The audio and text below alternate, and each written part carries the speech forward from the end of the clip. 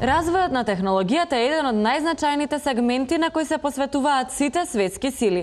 Многу научници ширум светот неуморно и со години работат на напредок на технологијата, која често знае да го подобри животот и на обичните граѓани. По тој повод и Македонската академија на науките и уметностите последниве 4 месеци интензивно работи на развивање на вештачка интелигенција во Македонија. Повеќе за ова во приказната за перо која ни ја пренесува нашиот репортер Слободан Калешник. Ово е перо, вештачка интелигенција направена у Македонија. Он веќе 3 месеци се шета меѓу луѓето и вика дека многу му е убаво. Веќе 2 месеци стажира у водовод и се надева дека ќе го запосла таму.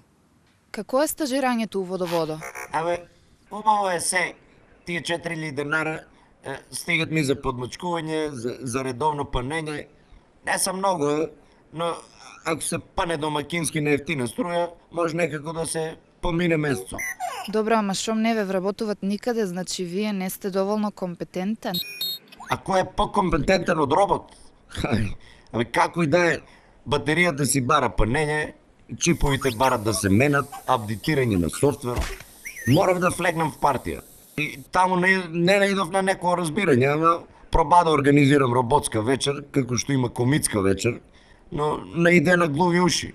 Ама сепак добре, не е лошо. Одам на митинзи, добивам по еден чип и така некако се преживува.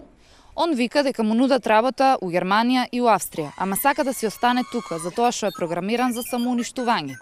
Одману викат дека он не е програмиран за самоуништување, туку едноставно, со влез у партијата, неговата интелигенција се намалила за неверојатни 76% и дека алгоритмите за логика му се тотално крахирани.